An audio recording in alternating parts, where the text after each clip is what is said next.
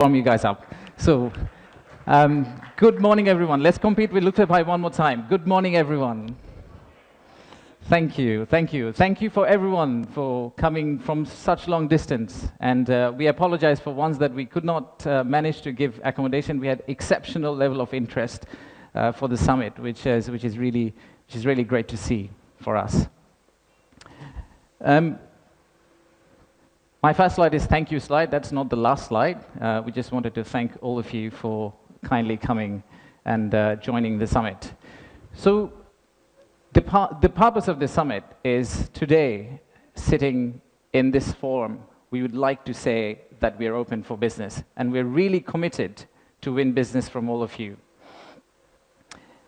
And to do that, we have already thrown Lutfi Siddiqui at you, not literally, but verbally. We'll also throw a Nobel Prize winner at you. We'll do anything to make sure that we win business from you. But first, I would like to take you to future. Let's think about a movie, Back to the Future. Let's go into that set and imagine that we are in 2035. In 2035, how would Bangladesh look like? You'll all be here again. My successor is going to be here presenting. That will be the 10th investment conference for us. And in that conference, we will not be talking about a rising economy, but we'll be talking about a regional manufacturing powerhouse.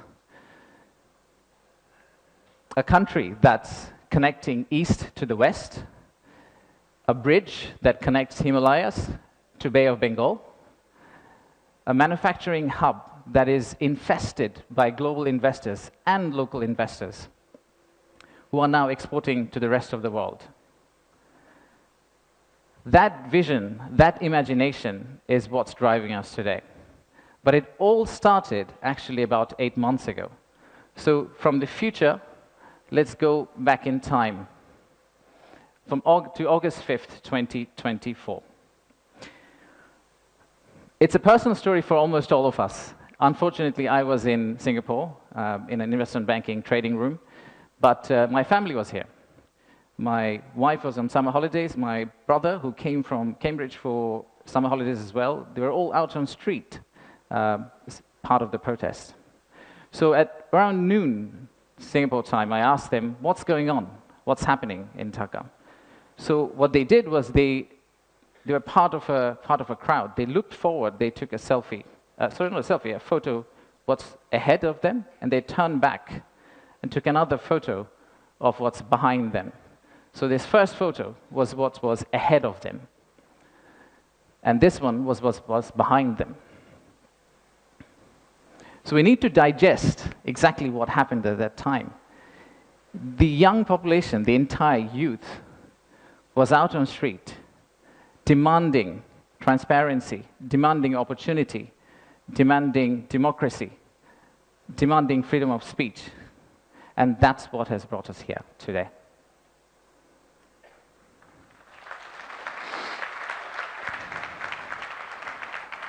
So today, the expectations are very high. The young population of our country, they're global.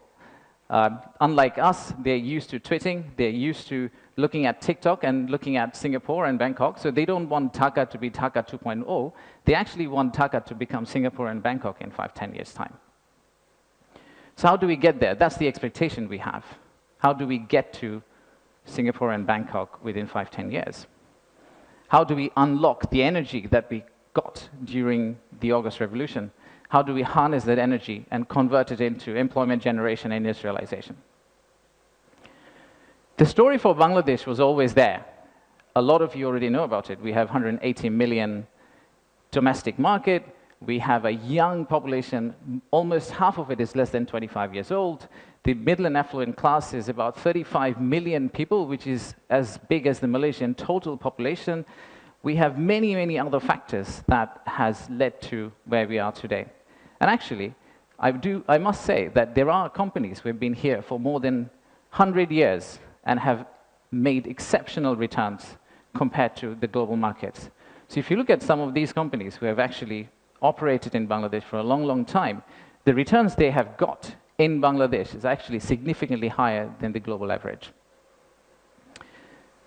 And today, we also have a fantastic news that one of our own startups called ShopUp, the news came out about an hour ago in Bloomberg that the Saudi sovereign PIF, their investment arm called Sanabil Investments, they have actually co-led a round of $110 million US, along with Peter Thiel's Valor Ventures, to invest in one of our own startup to go global. So let's give a big round of applause to ShopUp.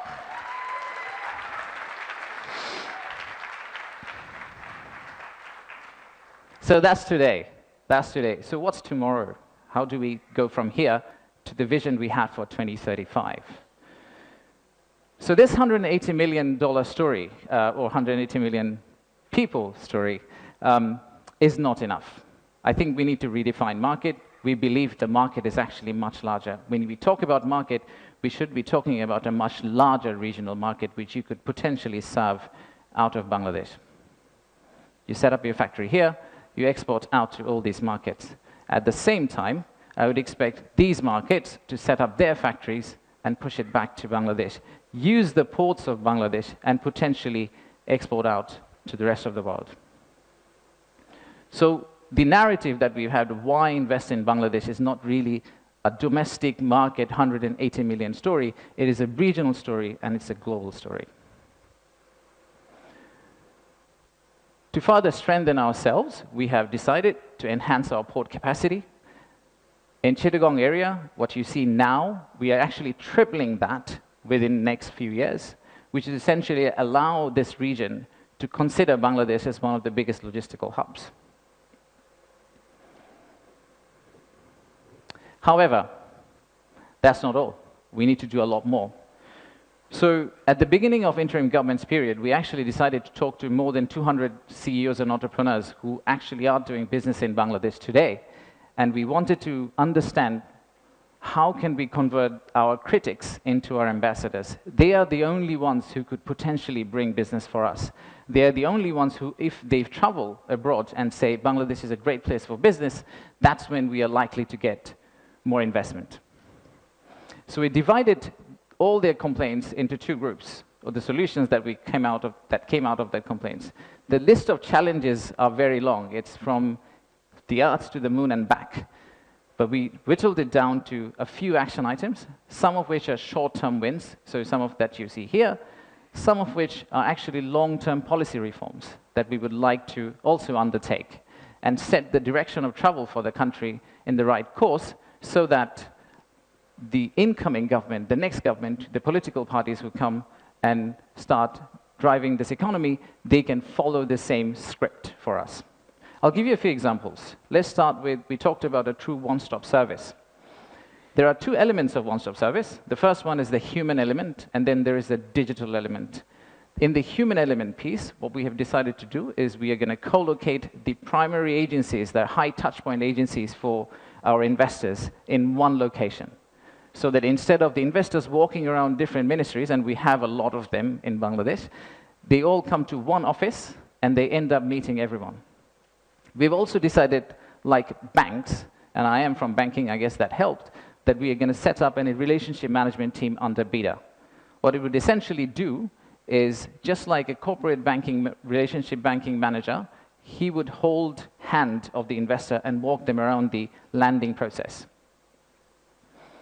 Let's take another example. Our friends in National Board of Revenue helped us set up the authorized economic operator. It's essentially the green channel, or widely known as the green channel setup, where if you're a good customer, you are able to circumvent some of the custom checks and fast-track your process through the ports.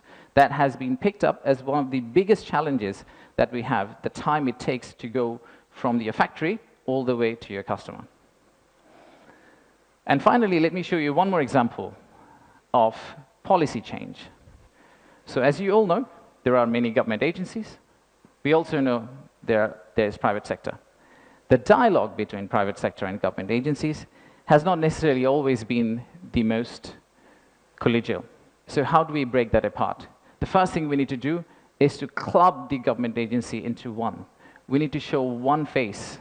We need to be one outfit for our customers, our investors. And then create a bridge between our private sector and the government of Bangladesh. So what we are planning to do is to set up a private sector advisory council that will actually counsel the head of state directly on a regular basis, essentially voicing the changes that they would want to drive the economy forward. So these are some of the examples of what we are planning to do. And if we are able to do that, we do believe that we will get to the end, the vision we have for 2035. Now, of course, there are many, many other factual reasons, statistics, tables, Excel files that I can share with you to tell you why you should invest in Bangladesh. In fact, the next slide will have a QR code which you can scan and download, which will have essentially this presentation. So you didn't have to take the photos of the presentation, by the way. You will have this presentation, and you will also have an appendix of facts and figures and why we think competitively we're actually in a very better place than our competitors. So please watch out for the QR code. But before I go there, I would really like to finish off with this.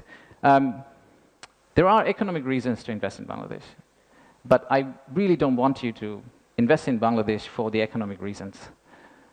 If you really think about investing in Bangladesh, think about investing in Bangladesh because of the transformational journey you're going to be part of. For the odd mixture of warmth and resilience our people have, and our century-old culture paired with the shared values that we have with you. So I rest my case here. Thank you very much for coming, and enjoy the rest of the day. Thank you all.